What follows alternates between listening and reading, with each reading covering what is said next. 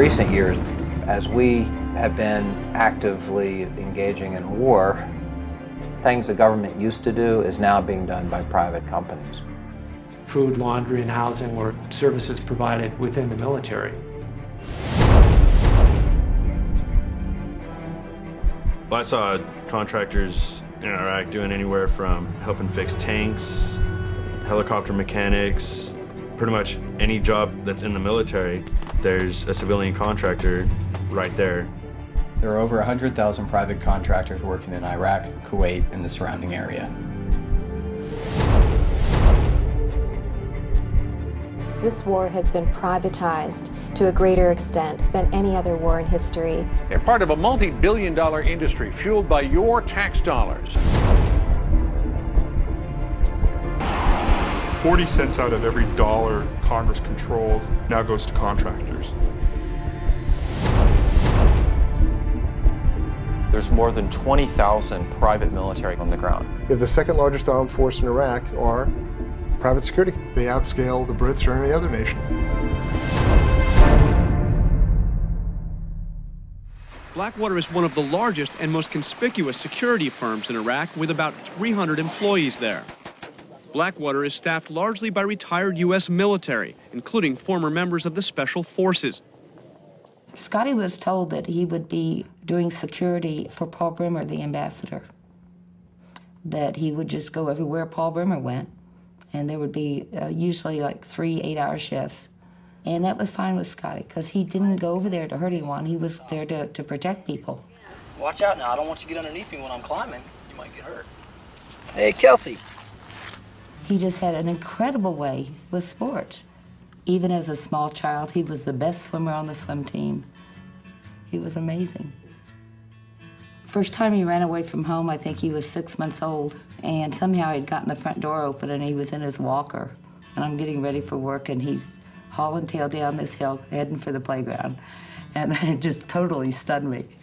And he was like that for the rest of his life. He was always running. Scotty went into the Navy on his 17th birthday. He loved being a SEAL. Oh, what's this falling down? As far as Scotty going to Iraq, he chose Blackwater because they had a 2-month contract. And Scotty wasn't going to have to be away from his kids very long. He needed to make some money.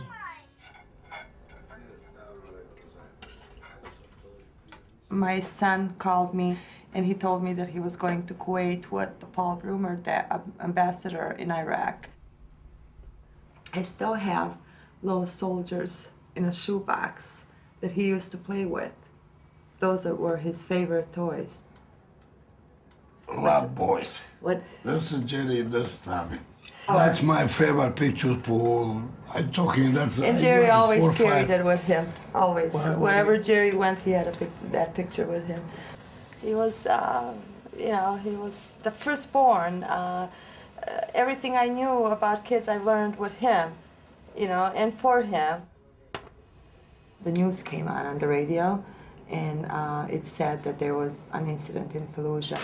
Breaking news story tonight. The 4 American civilians were ambushed and killed in Fallujah, and they're believed to be from a local company called Blackwater Security Counseling.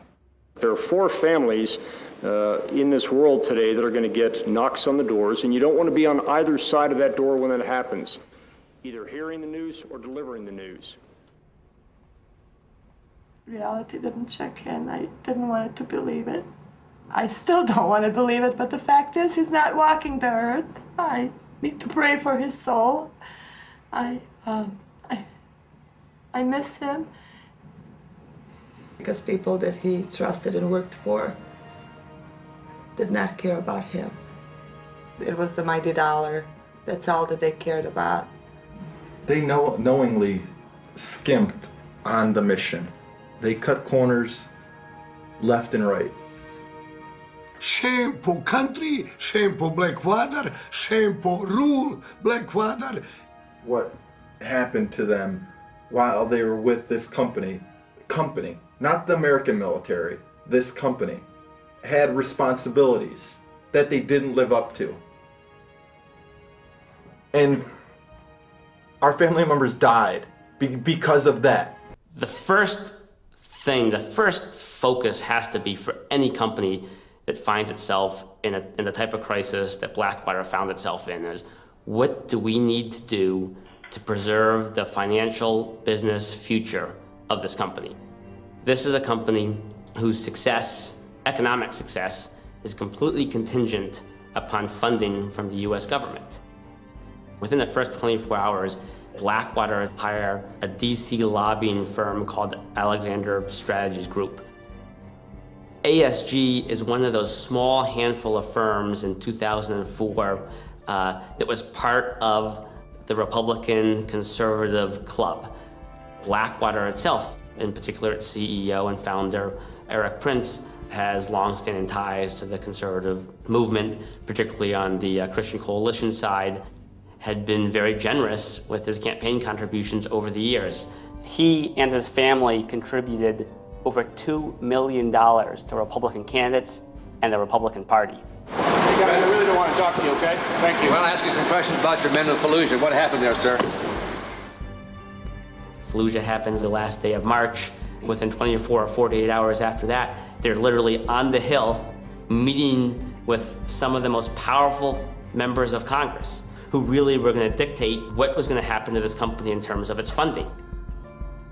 They went to John Warner, who was the chair of the Armed Services Committee on the Senate side. They went to Duncan Hunter, who was a congressman from San Diego, who was the chair of the Armed Services Committee on the House side.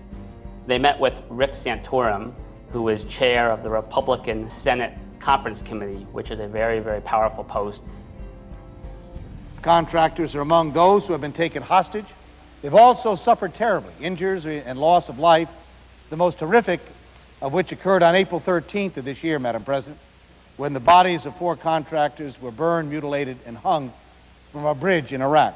Should we step up and try and do something about that problem?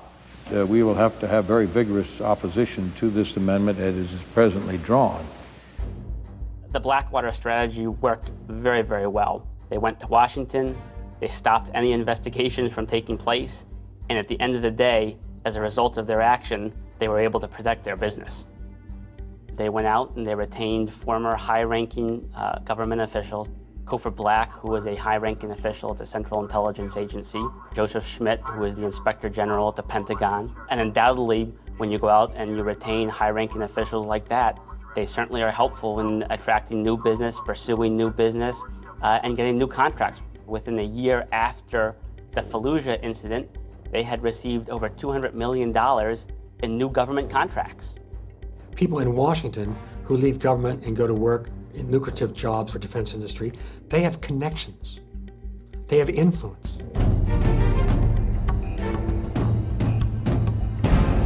Business boomed. They just built a brand new headquarters. That's a big expansion. It's a rather big expansion, but it's needed. Certainly we've left room for growth. Right, 8,000 square feet in the original building, 64,000 square feet here. The company says it can assemble hundreds of battle-ready men, a small private army at a moment's notice. Teams of Blackwater independent contractors are deployed around the world.